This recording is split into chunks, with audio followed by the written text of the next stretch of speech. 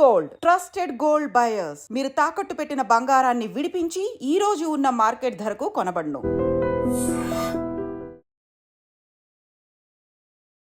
Hi hello నమస్తే, welcome back to iDream media.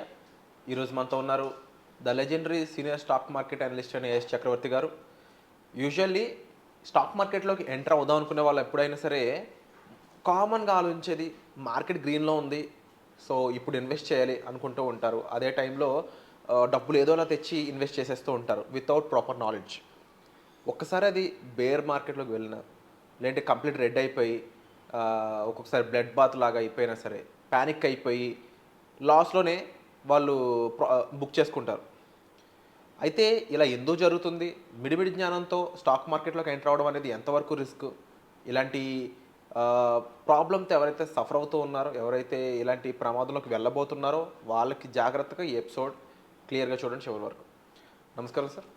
నమస్తే sir. Stock మార్కెట్లోకి డబ్బులు ఉన్నాయి కదని చెప్పి ఎంటర్ అయ్యే వాళ్ళు కొంతమంది, అందులో డబ్బులు వస్తాయని ఈ యాడ్లు చూసో, లేదంటే డబ్బులు వస్తాయని ఎవరో చెప్పారో, లేదంటే ఎవరికి డబ్బులు వచ్చాయని చెప్పి అప్పులు చేసి ఎంటర్ అయ్యే వాళ్ళు మరో టైప్. ఈ స్టాక్ మార్కెట్లోకి ఎంటర్ అవ్వాలనుకున్నప్పుడు ఒక పర్సన్కి ఎలాంటి నాలెడ్జ్ ఉండాలి, ఎంతవరకు నాలెడ్జ్ ఉండాలి, ఎట్ ది సేమ్ టైం డబ్బుల పరంగా వాళ్ళకి ఎలాంటి స్టేటస్ ఉండాలండి? విరాట్ గారు, నేను 30 సంవత్సరాల నుంచి స్టాక్ మార్కెట్లో ఉన్నాను.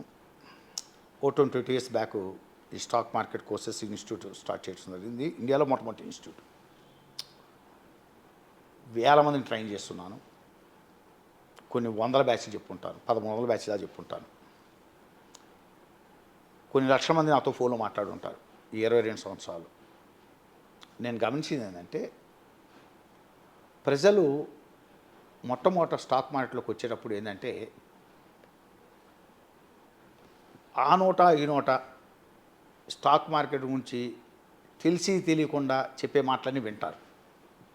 ఇవన్నీ నిజాలు అనుకొని వచ్చి చేతులు కాల్చుకుంటారు. దీనికి నేను చాలా గమ్మత్తు ఉదాహరణ చెప్తాను, వినండి. నా క్లాస్లో విజయవాడ నుంచి ఒక అతను జాయిన్ అయ్యాడు. His age nearly 70 years. క్లాస్లో మాట్లాడుకుంటున్న క్రమంలో అసలు మార్కెట్లో వచ్చినప్పుడు బిగినింగ్లో కొంత డబ్బులు వస్తుంటాయి. ఎందుకంటే బిగినింగ్లో ఎప్పుడైనా ఎప్పుడు వస్తారంటే, మార్కెట్లో ఎప్పుడైనా ఎంటర్ ఎప్పుడు అవుతారంటే మార్కెట్ బాగా పెరుగుతున్నప్పుడే ఎంటర్ అవుతాడు. బుల్ ఫేజ్లో ఉన్నప్పుడు వస్తారు. ప్రింట్ మీడియా, ఎలక్ట్రిక్ మీడియా అయినా సరే ఎప్పుడు బాగా మార్కెట్ గురించి హైప్ చేసి చెప్తుంటారు. గ్రీన్లో ఉన్నప్పుడు బాగా బుల్ ఫేజ్లో ఉన్నప్పుడు చెబుతుంటారు. జనరల్గా బుల్ ఫేజ్లో వచ్చినప్పుడు ఎక్కడ ఏ స్టాక్ ఉన్నా పెరుగుతూనే ఉంటుంది. తర్వాత స్టాక్ మార్కెట్ మీరు ఇందా చెప్పినట్టు ఓ బేర్ ఫేజ్లోకి వెళ్ళటము, ఓ రెడ్డిష్లో మారటం, ఓ 2-3 నెలలు గందరగోళం అయ్యేటప్పుడు మొత్తం లాస్ అవుతారు. అతను నాతో మాట్లాడిన క్రమంలో నేను క్లాస్లో చెప్పేటప్పుడు అతను నవ్విస్తూ, అంటే చాలా ఫ్రీగానే మాట్లాడతాను. చాలా వాళ్ళు కూడా ఓపెన్ డిబేట్స్కి, ఓపెన్ డిస్కషన్స్కి నేను ఎప్పుడు కూడా ఎంకరేజ్ చేస్తుంటాను. అతను నాతో చెప్పిన మాట ఏంటంటే, చక్రవర్తి గారు, నేను స్టాక్ మార్కెట్లోకి వచ్చినప్పుడు, అతని పేరు బాగుండదు, విజయవాడ, 70 years. నేను మార్కెట్లోకి వచ్చినప్పుడు మొదట్లో బుల్ ఫేజ్లో ఉన్నప్పుడు ఏ టిప్ వచ్చినా, నేను ఏదనుకున్నా, ఏది కొన్నా పెరుగుతూ ఉండేది. చివరికి నేనేమనుకున్నానంటే, నేను అసలు విజయవాడలో ఉండాల్సిన వ్యక్తిని కాదు, ఢిల్లీలో నిర్మలా సీతారామన్ గారికి సలహాలు ఇవ్వాల్సిన స్టేజ్లో ఉండాల్సిన వ్యక్తిని, అనవసరంగా నేను విజయవాడలో ఉన్నాననే ఫీలింగ్కి వచ్చాను అన్నాడు నవ్వుతూ. ఇప్పుడు పరిస్థితి ఏందన్న, ఈ మధ్య మార్కెట్ 3 నెలల పట్టంలోనండి చక్రవర్తి గారు, నేను పెట్టింది 10, నేను సంపాదించింది 20, ఆ 30 కాక, అంటే పెట్టుబడి 10 ప్లస్ సంపాదించింది 20, ఇవి కాక ఇంకో విషయంలో 10 లక్షలు అప్పు చేశా, మొత్తం 40 లాస్లోకి వచ్చాను అన్నాడు. ఓకే. అంటే ఇక్కడ ఏం చెప్తున్నానంటే, ఇక్కడ మార్కెట్ గురించి బుల్ ఫేజ్ వచ్చినప్పుడు ఏ స్టాక్ కొన్నా, ఎక్కడ కొన్నా, ఏ టిప్ వచ్చినా కొంటుంటే పెరిగిపోతుంటుంది. సేమ్ అట్లాంటి ఉదాహరణే నిన్ననే, ఇప్పుడు ఈ క్లాసులో ఇప్పుడు నడుస్తున్న బ్యాచ్ అయిపోతుంది, ఒక 4 daysలో అయిపోతుంది. దీంట్లో ఒక అమ్మాయి అదే చెప్పింది, జనవరి వరకు అసలు మీరు ఎలా, ఏ బేసిస్లో కొన్నారని నేను అడిగా. మీరు లాస్లో వచ్చినాయి అన్నారు, మొదట్లో లాభాలు వచ్చినాయి అన్నారు, అసలు ఏ బేసిస్లో కొన్నారంటే, నాకు మంచి ఫ్రెండ్ ఉందండి అమ్మాయి, ఆ అమ్మాయికి కజిన్ ఉన్నాడండి, అతను టిప్పులు పంపిస్తుంటాడు, నేను అవి చూస్తుంటాను, కొంటున్నాను, రోజుకు 10,000 15,000 కూడా వస్తుండేవి. ఈ క్రమంలో నేను 2 లక్షలు పెట్టాను, ఆ 2 లక్షలు 4 లక్షలు అయినాయి, 4 8 అయినాయి, తర్వాత బేర్ ఫేజ్కి వచ్చేటప్పుడు మార్కెట్ ఈ 3 నెలలు 4 నెలలు పడుతూ వచ్చింది కదా ఇప్పుడు. ఈ క్రమంలో ఆ డబ్బులు పోయటమే కాకుండా మా పిన్ని దగ్గర ఒక 4 లక్షలు తీసుకున్నానండి. ఆ 4 కూడా పోయినాయి. అర్థం కాని పరిస్థితులు మీ దగ్గరకు వచ్చి జాయిన్ అయ్యానండి అని. వీళ్ళందరికీ నేను చెప్పేది ఒకటి, స్టాక్ మార్కెట్లో సక్సెస్ అవ్వటం అనేది అంత తేలిక కాదు. నేను చాలా స్ట్రైట్గా చెబుతున్నాను. ఒక ఇన్స్టిట్యూట్ పెట్టి 22 సంవత్సరాల నుంచి స్టాక్ మార్కెట్లో ఇట్టంటే డబ్బులు వచ్చినాయి, అట్టంటే డబ్బులు వచ్చినాయి, మార్కెట్లో ఊరకని డబ్బులు వచ్చేస్తాయి, ఊరకని డబ్బులు రావు ఎక్కడ. మార్కెట్లోకి వచ్చేవాళ్ళు ముందు మార్కెట్ గురించి చాలా క్షుణ్ణంగా తెలుసుకోండి. ఫస్ట్ ఆఫ్ ఆల్ మీరు టెక్నికల్ అనాలిసిస్ నాలెడ్జ్ అనేది కంపల్సరీ ఉండాలండి స్టాక్ మార్కెట్లోకి వచ్చే వాళ్ళకి. దాన్ని చార్ట్ అనాలిసిస్ అంటారు. ఆ చార్ట్ అనాలిసిస్ అనేది లేకుండా, అది నేర్చుకోకుండా, చార్ట్ అనాలిసిస్ అంటే ఏదో క్యాండిల్స్ 10 ప్యాటర్న్ తెలుసుకొని అంతా మీకు టెక్నాలజీస్ నేను నేర్చుకున్నానండి. ఇప్పుడు ఇంకోటి నా దగ్గరికి వచ్చేవాళ్ళు కూడా నాకు కొంత నాలెడ్జ్ ఉందండి అంటారు. కొంత నాలెడ్జ్ ఉందనే పదాలు వదిలేసేయండి, నాకు కొంత ఐడియా ఉందనే పదాలు వదిలేసేయండి. సింప్లిఫై చేసి చెప్తా వినండి, ఏమనుకోవద్దు, ఏం పర్వాలేదు. నిన్ననే మా ఫ్లాట్లో నేను లిఫ్ట్ ఎక్కి పైకి వస్తున్నా. మా ఫ్లాట్లో తెలిసిన మిత్రుడు నాతో పాటు లిఫ్ట్ ఎక్కి పైకి వస్తున్నాడు. మీ గురించి తెలిసిన మీరు స్టాక్ మార్కెట్లో బిజినెస్ చేస్తుంటారా అన్నాడు. చేస్తుంటానయ్యా, మార్కెట్ మీరు అనలిస్ట్ అంట కదా మార్కెట్ అన్నాడు. అవునయ్యా అన్నా. అంటే నువ్వు మార్కెట్ గురించి ఏదో 2 మాటలు మాట్లాడిన తర్వాత అది చాలా అట్లా కుదరదయ్యా, మార్కెట్ మీద ఒక మంచి అవగాహన ఉండాలి అని అన్నా. నేను ట్రేడింగ్లో ఉన్నానండి చాలా రోజులు అన్నాడు. చేస్తున్నానండి, నేను ఈ మధ్య ట్రేడింగ్ చేస్తున్నానండి అన్నాడు. అతను అడిగిన క్వశ్చన్ ఏంటంటే, ఫ్రాంక్గా చెప్పమంటారా, ఆప్షన్స్గా చెబుతారా మీరు అని అడిగాడు. మీరు ఆప్షన్ మార్కెట్ గురించి చెబుతారా అన్నాడు. ఇక్కడ లాజిక్ ఏంటంటే, అసలు ఆప్షన్ మార్కెట్ చెప్పడం ఏంటి? ఆ స్టాక్ మార్కెట్లో వచ్చే వాళ్ళ ముందు వాళ్ళ కంపెనీ ఏంటి అని తెలుసుకోండి, షేర్ ఏంటి అని తెలుసుకోండి, వాళ్ళ క్యాష్ మార్కెట్ అంటే ఏం తెలుసుకోండి, ఫ్యూచర్ మార్కెట్లు అంటే డెరివేటివ్ మార్కెట్ అంటే తెలుసుకోండి, దాంట్లో ఫ్యూచర్స్ అంటే ఏం తెలియాలి, ఆప్షన్స్ అంటే తెలియాలి, వాళ్ళ క్యాష్కి ఫ్యూచర్కి ఆప్షన్స్కి వీటన్నిటికి ఉన్నటువంటి రిలేషన్ ఏంటో తెలియాలి. Cash is the real market, original market. దాన్ని బేస్ చేసుకుని ఆప్షన్ మార్కెట్లు ఈ డెరివేటివ్ మార్కెట్స్ అని మూవ్ అవుతుంటాయి. సో ఈ ఫీచర్స్ ఇవన్నీ కూడా మూవ్ అవుతుంటాయి. మీరు ఆప్షన్ మార్కెట్ గురించి చెబుతారంటే అసలు క్యాష్ గురించి చెప్పకుండా, ఫ్యూచర్ గురించి చెప్పకుండా ఆప్షన్స్ ఎలా చెబుతాం? ఇవన్నీ చాలా లింక్డ్ సబ్జెక్ట్స్. సో వీటన్నిటిని ముందు అందుకనే చాలామంది తెలియని విషయం ఏంటంటే, చాలామంది మాకు ఆప్షన్ టెక్నికల్స్ చెప్తారా అంటారు. అసలు వాళ్ళు అడిగిన క్వశ్చనే రాంగు. ఈ మాట చెప్తే చాలామంది ఇన్వెస్టర్స్ కూడా ఎలా ఉన్నారంటే అండి, వ్యూవర్స్ కూడా ఎట్లుంటారంటే అండి, వాళ్ళకు తెలియదు, మనం ఏమంటే ఫీల్ అయిపోతారు. మీకు బేసికల్గా స్టాక్ మార్కెట్లో క్యాష్ మార్కెట్ అనేది బేస్. క్యాష్ పెరిగితే క్యాష్ని బేస్ చేసుకొని ఫ్యూచర్ పెరిగితే ఫ్యూచర్ని బేస్ చేసుకొని ఆప్షన్స్ మూవ్ అవుతుంటాయి. సో అందువల్ల టెక్నికల్స్ అనేది అసలు ముందు క్యాష్ మార్కెట్ డేటా మీద అప్లై చేయాలి. కనీసం మినిమం ఐడియాలజీ అది బేస్ ఐడియా. అందుకని అతను ఏమన్నాడు, మీరు ఆప్షన్ గురించి డిస్కస్ చేస్తారా అన్నాడు. ఇట్లా చూడంగానే ఏమయ్యా స్టాక్ మార్కెట్లో ఆప్షన్ అనేది నువ్వు అడిగిన క్వశ్చన్ రాంగ్ అన్నా. వెంటనే అన్నాడు, నేను మార్కెట్ చేస్తున్నా అండి, నేను ఈ మధ్య మార్కెట్లో ఉన్నానండి అన్నాడు. అంటే ఇక్కడ ఏంటి, 30 ఏళ్ళ నుంచి మార్కెట్లో ఉండి వచ్చే వాళ్ళకి నేను మార్కెట్లో చెప్పేది ఏంటంటే, ఏదో పైన 4 ముక్కలు తెలుసుకోబాకండి. స్టాక్ మార్కెట్ అని చాలా లోతైన విశ్లేషణ చేయాలి. చార్ట్ అనాలిసిస్ అంత తేలిక కాదు. కొన్ని వందల కాన్సెప్ట్స్ గమనించగలగాలి. ఫైనల్గా చార్ట్ అనాలిసిస్ అంటే ఇది పైకి వెళ్ళబోతుందా, ఈ particular product price ready to take upward direction downward direction analysis చేయడం అంత తేలిక కాదు. రెండోది ఫండమెంటల్ అనాలిసిస్, 3 బిహేవియర్ అనాలిసిస్, 3 రకాల అనాలిసిస్ చేయగలగాలి. ఈ 3 రకాల అనాలిసిస్ మీద అవగాహన ఉంటేనే స్టాక్ మార్కెట్లో రమణమని చెప్తాను ఏ ఇన్వెస్టర్కైనా. అందువల్ల వీళ్ళు ఏంటి అంత ప్రాపర్ టైం స్పెండ్ చేయరు. ఎవడో ఏదో చెప్పేశాడు, ఒక నెల కూర్చోలేరుగా. ఓ నెల 2 నెలలో కూర్చొని ఆ సబ్జెక్ట్ నాలెడ్జ్ గెయిన్ చేసి వచ్చి మార్కెట్లో సక్సెస్ తీసుకుందామన్న ఆలోచన ఉండదు వీళ్ళకేంటి. అలా ఏదో చెప్పేశారు, చాలా ఈజీగా మనీ సంపాదించడానికి స్టాక్ మార్కెట్ ఒక సాధనం అని ఎవరో చెప్పుకుంటారు. అది నిజమైన వస్తారు, డబ్బులు పోగొట్టుకుంటారు.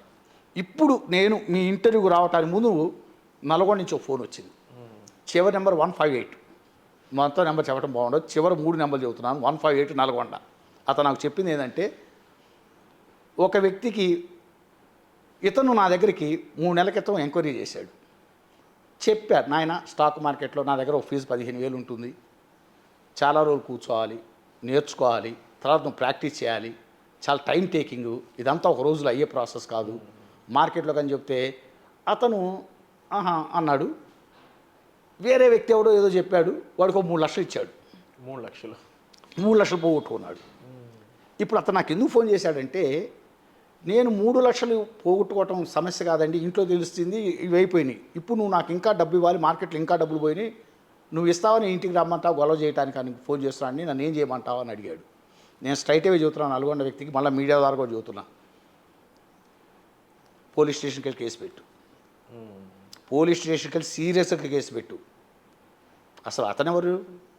ఒక స్టాక్ని ఇప్పుడు రికమెండ్ చేయడానికి కుదరదు. నేను ఇక్కడ కూర్చొని స్టాక్ రికమెండ్ చేయలేదు. ప్రింట్ మీడియా నేను స్టాక్ ఇందా మీ వాళ్ళు అడిగితే చెప్పాను, అదే ఏదైనా స్టాక్ రికమెండ్ చేస్తాను, స్టాక్ రికమెండ్ చేయడం కుదరదు. అదేదైనా క్లోజ్డ్ సర్కిల్ ఇండోర్లో కూర్చొని ఏదైనా ఫ్రెండ్ సర్కిల్లో ఏదైనా అంటే మాట్లాడుకోవచ్చేమో, కానీ ఓ ప్రింట్ మీడియాలో ఒకటి మీడియాలో ఈ స్టాక్ కొను ఆ స్టాక్ కొను రికమెండ్ చేయటే హక్కు లేదు. ప్లస్ వేరే వాళ్ళు డబ్బులు తీసుకొని నేను ట్రేడ్ చేసే హక్కు లేదు. స్టాక్ మార్కెట్లో ఇవన్నీ సెబీ గైడ్లైన్సెస్ చాలా ఉన్నాయి. అందులో అతను పోలీస్ స్టేషన్కి వెళ్ళి కేసు పెట్టుకోమను. అసలు ఎట్లా తీసుకున్నాడు 3 లక్షలు, ఏ బేసిస్ మీద తీసుకున్నాడు, వాడికి ఏ అర్హతలోనే బిజినెస్ చేశాడు, మళ్ళీ లాస్ వచ్చింది, ఇంకా వెళ్ళొచ్చు. చాలా పెద్ద క్రైమ్ అది. ఎవరు డబ్బులు పడితే వాళ్ళు డబ్బులు తీసుకొని నేను బిజినెస్ చేస్తానంటే పెద్ద క్రైమ్. అంటే ఇప్పుడు చాలామంది వేరే వాళ్ళ తరఫున ఇన్వెస్ట్ చేస్తూ ఉంటారు, వాళ్ళ ప్రమేయం లేకుండా అయితే ఇన్వెస్ట్ చేయరు. ఇక్కడ అతను ప్రమేయం లేకుండా ఇన్వెస్ట్ చేయడం జరిగిందా ఒకటి. రెండోది ఏంటి అంటే 3 లక్షలు తీసుకుంటున్నప్పుడు ఈ వ్యక్తికి ఏం చెప్పి ఉండొచ్చు? నా ఉద్దేశం ఏంటంటే అండి, నెలకు 10 రూపాయలు వడ్డీ ఇస్తానని ఉంటాడు, నెలకు 30,000 ఇస్తానని చెప్పుకుంటాడు. నీకు అర్థమైందా? అసలు ఇక్కడ స్టాక్ మార్కెట్లో ఎలా ఇరకపోతా చెబుతాయనండి.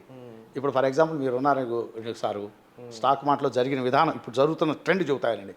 మీరు ఉన్నారు బుల్ ఫేజ్లో ఉందనుకోండి మార్కెట్, మీరు 10 లక్షలు నమ్మి ఎక్స్ అనే వ్యక్తికి ఇచ్చాడు. ఓకే, 10 లక్షలకి ఎంత ఇస్తున్నాడు? 10% ఇస్తానంటాడు. ఎంత ఇస్తాడు? 10% ఇస్తాడు. మీకంటే ఎంత? 10 లక్ష రూపాయలు ఇవ్వాలి, 10 లక్షలకి నెలకి 1 లక్ష రూపాయలు ఇస్తాడు అని చెప్తాడు. మీరు 10 లక్షలు తీసుకెళ్ళి ఇచ్చాడు. బుల్ ఫేజ్లో ఉన్నప్పుడు ఏది కొన్నా పెరుగుతుంది చెబుతున్నా ఇందాక. ఏ టిప్ వచ్చినా వర్కౌట్ అవుతుంటాయి, నో డౌట్. ఒక నెల వర్కౌట్ అవుతుంది, 2 నెలలు వర్కౌట్ అవుతుంది, నీకు 1 లక్ష ఇచ్చిస్తాడు, 1 లక్ష ఇచ్చిస్తాడు, 3 నెలలు ఇస్తాడు. అసలు నీకు ఇప్పుడు నీకు కూడా తెలివితేటలు పెరుగుతాయి. ఇప్పుడు నీకు ఒక తెలివితేటలు పెరుగుతాయి. ఏంటంటే నేను 10 లక్షలు అక్కడ ఇప్పించాను కదా, నాకు నెల లక్ష వస్తున్నాయి కదా, నువ్వేం చేస్తావంటే నీ ఫ్రెండ్ సర్కిల్లో ఒక 5 పోగు చేసి 5 దగ్గర తలా 15 లక్షలు తీసుకుంటావు, 50 లక్షలు తీసుకొని వాళ్ళకి 6 రూపాయలు వడ్డిస్తానని చెబుతావు. లాజిక్ అర్థమైంది. ఒక్కోటి దగ్గర నాకు 40,000 మిగులుతాయి కదా, 5 ఇంకో 2 లక్షలు మిగులుతాయిగా. ఈ డబ్బులు తీసుకెళ్ళి వాడికి ఇస్తావు. మార్కెట్ తేడా పడ్డప్పుడు ట్రై టు అండర్స్టాండ్, నీ 10 పోతాయి ఎక్కడ, ప్లస్ ఈ 5 దగ్గర తెచ్చి 50 లక్షలు వచ్చి ఇంటి దగ్గర కూర్చొని ఉంటాడు. నీ పరిస్థితి నీకే అర్థం కాదు. ఇక్కడ ఇది స్కామ్ అన్నామా ఏమనాలి? ఇప్పుడు ఇది స్కామ్ అని మనం అనుకుంటాం. అసలు ఇది స్కామ్ అనేది కనుక కూడా వాళ్ళకి ప్రాపర్ నాలెడ్జ్ లేకపోవటం స్టాక్ మార్కెట్ మీద, మార్కెట్లు ఎలా మూవ్ అవుతాయి. ఇప్పుడు 4 బుల్ మార్కెట్లు 4 బేర్ మార్కెట్లు చూసిన వాడికైతే మార్కెట్లు తేడా పడితే ఎంత దారుణంగా ఉంటాయో తెలుస్తుంది. ఎక్స్పీరియన్స్. ఇప్పుడు 4 బేర్ మార్కెట్లు ఎప్పుడైనా చూస్తుంటే తేడా పడితే మార్కెట్లు ఎంత నీచంగా పడతాయి, ఎంత దారుణంగా ఉంటుంది అనేది వాళ్ళకి తెలియదు. అందువల్ల ఏంటి, ఇప్పుడు నా పోటాడు నాకు 1 కోటి రూపాయలు 100 కోట్లు ఇస్తాను నేను తీసుకోను. ఎందుకంటే బాగున్నప్పుడు ఇన్కమ్ జనరేట్ అయినప్పుడు అసలు ఎంత గౌరవిస్తావు నువ్వు తెలుసు. మీ ఇంటికి పిలుస్తావు, డిన్నర్లు అంటావు, పార్టీలు అంటావు, అసలు నేను రాంగలోనే గురుగారు వచ్చారంటావు. నీకు అర్థమైంది తేడా పడ్డ ముందు అంతకన్నా నీచంగా ఇంటి మీద పడి గొడవ చేస్తారు. అందులో నేను చెప్పేది ఒకటే, మార్కెట్లో ఒక అవగాహన లేకుండా, మంచి అవగాహన లేకుండా అసలు అప్పులు చేయొద్దు. నెంబర్ 1, అప్పులు చేసిన డబ్బు పెట్టద్దు. నెంబర్ 2, ప్రజలు మీ డబ్బులు పెట్టద్దు, ప్రజల డబ్బులు తీసుకొని పెట్టద్దు. అండ్ ముఖ్యంగా స్టాక్ మార్కెట్ డబ్బులు పెట్టి నేర్చుకోవాలని టైం ఇన్వెస్ట్ చేసి నేర్చుకోవాలి. మీరు ఎప్పుడైనా మార్కెట్లో రావాలనుకున్నప్పుడు ప్రాపర్గా దాని గురించి తెలుసుకోండి ముందు. అసలు ఏంటి అసలు ఈ స్టాక్ మార్కెట్ అంటే ఏంటి, మీరు కంపెనీ అంటే ఏంటి, షేర్ అంటే దగ్గర స్టార్ట్ చేయండి. ఒక ఆర్డర్లో సిస్టమేటిక్ నేర్చుకోండి. నేర్చుకుని దాని మీద ప్రాపర్గా ఒక 5,000 పెట్టండి. ప్రాక్టీస్ చేయండి. 1 నెల 2 నెలలు 3 నెలలు ప్రాక్టీస్ చేయండి. మీరు అనుకుంది వర్కౌట్ అవుతుందా, పడుతున్నప్పుడు పడుతుందా, పెరుగుతున్నప్పుడు పెరుగుతుందా, ఇంట్రాడేలో 5 అవర్స్ చార్ట్లు, 15 minutes charts, hourly charts, half an hourly చార్ట్లు, డైలీ చార్ట్స్, వీక్లీ చార్ట్లు, వీటన్నిటి మీద అవగాహన పెంచుకోండి. ఒక్కొక్క కంపెనీ ఒక్కొక్క చార్ట్ ఫాలో అవుతుంటుంది. ఒకడు అరగంట చార్ట్ ఫాలో అవుతాడు ఇంట్రాడేలో, ఒకడు 5 మినిట్స్ చార్ట్ ఫాలో అవుతాడు, ఇంకో 10 మినిట్స్ చార్ట్ ఫాలో అవుతాడు, ఇంకోటి అవర్లీ చార్ట్ ఫాలో అవుతాడు, ఇంకో డైలీ చార్ట్ ఫాలో అవుతుంటాడు. జనరల్గా ఇవన్నీ పక్కన పెట్టి వీటన్నిటి మీద ఒక అవగాహన పెంచుకోండి. పెంచుకున్న తర్వాత ఒక కంక్లూజన్కి వచ్చిన తర్వాత మీకు వ్యాస్ట్ నాలెడ్జ్ గెయిన్ చేస్తే అప్పుడు ఒక మంచి అమౌంట్ పెట్టుకొని జాగ్రత్తగా ఇంట్రాడే చేసినా సక్సెస్ అవుతారు. అలా కాకుండా ఏదో ఎవరో ఏదో చెప్పాడని మీరు మార్కెట్లోకి వచ్చి ఉన్న డబ్బులు మొత్తం పోగొట్టుకొని వేరే వాళ్ళ డబ్బులు కూడా తీసుకొని మన డబ్బులు అయిపోయిన తర్వాత వీళ్ళకి ఇంకా ఆగదు, ఇంకా ఆశ. నీకు అర్థమైందా? పక్క వాళ్ళ డబ్బులు తీసుకొని ఈ యొక్క ఛాన్స్, ఈ యొక్క ఛాన్స్, ఈ యొక్క ఛాన్స్ అంటుంటారు. వాడు ఇరకపోతూ ఊబిలో జనాలు కూడా ఊబిలో ఇరికిస్తుంటాడు. చివరికి వీళ్ళంతా ఫైనల్గా ఏమవుతారో మనమే చెప్పలేము. అంత రిస్క్ తీసుకోకూడదు మార్కెట్లో ఎప్పుడు కూడా అండి. మార్కెట్ బుల్ ఫేజ్లో పెరిగే విధానం వేరు, బేర్ మార్కెట్లో అసలు ఎలా ఉంటాయో వీళ్ళకి తెలియదు. మై పర్సనల్ ఫీలింగ్, మీకు ఎప్పుడైనా నిఫ్టీ అనేటువంటిది ఒక పీక్ ఉంది, మనసులో చాలా లెవెల్స్ ఉన్నాయి. ఆ లెవెల్స్ వచ్చిన తర్వాత అసలు బేర్ మార్కెట్ అప్పుడు చూపిస్తారు ఇండియాలో. ఇప్పుడు కాదు, ఇప్పుడు అంతా ఇంకా బుల్ ఫేజ్లో ఉంది మార్కెట్. ఇప్పుడు వచ్చేవన్నీ తాత్కాలిక కరెక్షన్సే. ఈ తాత్కాలిక కరెక్షన్స్ ఇప్పుడు ప్రజెంట్ భయపడాల్సిన అవసరం లేదు. బుల్ ఫేజ్ అంటే ఏదో పీక్ ఒక ఐడియా నాకు ఉంది. ఇప్పుడు అవన్నీ నేను డిస్క్లోజ్ చేయలేను, నాకు అనవసరం విషయాలు కూడా. ఆ పీక్ ఎంత లెవెల్కి వెళ్తుందో కూడా ఒక అవగాహన ఉంది. బట్ మీ ఎక్స్పీరియన్స్తో పాటు చాలామందికి ఉన్న ఈ డౌట్స్ కానీ లేకపోతే వాళ్ళు చేసే తప్పులపై నిగ్గదీసినట్టు మీరు ఈరోజు స్టేట్మెంట్స్ ఇవ్వడం అనేది చాలా హ్యాపీగా ఉంది సార్. ఎందుకంటే నిజం మాట్లాడడం అనేది ఈ మధ్యకాలం చాలా తక్కువైపోయింది. మీరు స్టాక్ మార్కెట్లో ఉన్న ట్రూత్ మీరు బయట పెట్టారని చెప్పొచ్చు. అండ్ ఇలాంటి అవేర్నెస్ ఇంకోటి గురుగారు, అసలు చాలా ఇగో ప్రాబ్లం ప్రజలకి. మనం ఏదైనా చెప్పబోయినా నేను ఉన్నాను, నేను మార్కెట్లో నాకు ఐడియా ఉంది అంటాడు. నీకు అర్థమైందా? ఒక ఐడియా ఉండటం వేరు, పర్ఫెక్ట్ ఐడియా ఉండటం వేరు, అవునవును, ఖచ్చితమైన అవగాహన ఉండటం వేరు. ఈ మాట మనం చెప్పామనుకోండి వాళ్ళకి ఈగో హర్ట్ అవుతుంది. అందుకని ఎక్కువ మాట్లాడవు. ఎవరైనా ఇప్పుడు మా సర్కిల్లో కూడా ఎవరైనా మీరు స్టాక్ మార్కెట్ అనలిస్ట్ అంటే అని మేల్కొని ఊరుకుంటా, ఎక్కువ మాట్లాడాను. నేను అసలు ఎక్కువ మాట్లాడను, ఎందుకంటే ఎలా క్లాస్ వెళ్తాను, నాకు సంబంధించిన వాళ్ళతోటే మాట్లాడతాను. బయటకు వస్తే నేను ఎవరితోటి మార్కెట్ల గురించి డిస్కస్ చేయను. అని తప్పకుండా మీరు చెప్పిన విషయాలన్నీ కూడా నేర్చుకోవాల్సినవి. And at the same time ఎంత నేర్చుకున్నా కూడా ఇంకా నేర్చుకోవాల్సింది ఎంతో ఉంటుంది. కాబట్టి ప్రతి ఒక్కరూ కూడా ముఖ్యంగా స్టాక్ మార్కెట్లో ఎంటర్ అయ్యే ముందు proper information, knowledge, time spending అనేది నేర్చుకోండి. Thank you so much sir. Thank you.